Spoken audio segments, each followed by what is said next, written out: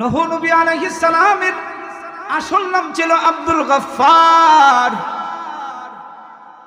সে প্রতিদিন কাঁদতো, দিনে কাঁদতো, রাত্রে কাঁদতো, 24 ঘন্টা সে দাওয়াতের কাজ করত।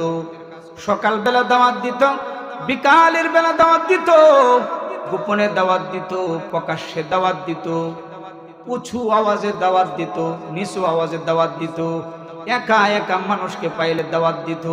কিন্তু তার কওমের লোকেরা তার দাওয়াত কবুল করে নাই।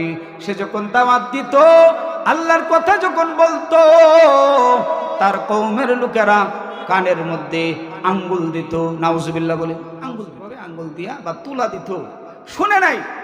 নূহ আলাইহিস সালাম তাদেরকে অভয় বাণী শোনাচ্ছিলেন, যদি তোমরা তওবা করো, 60 বছর 70 বছর হায়াত তোমাদের অতিবাহিত হয়ে গেছে, আল্লাহর হুকুম মানো নাই, যদি তোমরা মানো তাইলে আমার আল্লাহ তওবা করার কারণে তোমাদেরকে এই আয়াতের মধ্যে 6টা পুরস্কার নগদে দান করবে। আল্লাহু আকবার বলেন বাবা, কয় পুরস্কার? জোরে বলেন কয়টা? আরো জোরে বলেন কয়টা?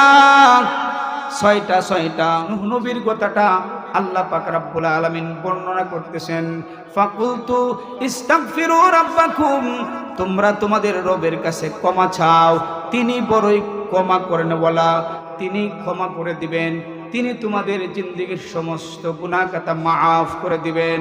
ইস্তেগফার যদি তুমি করো, তওবার মতো যদি তওবা করতে পারো, আল্লাহ বলেন ইয়া আইয়ুহাল্লাযীনা আমানু তুবু ইলাল্লাহি তাওবাতান নাসুহা, এই ঈমানওয়ালারা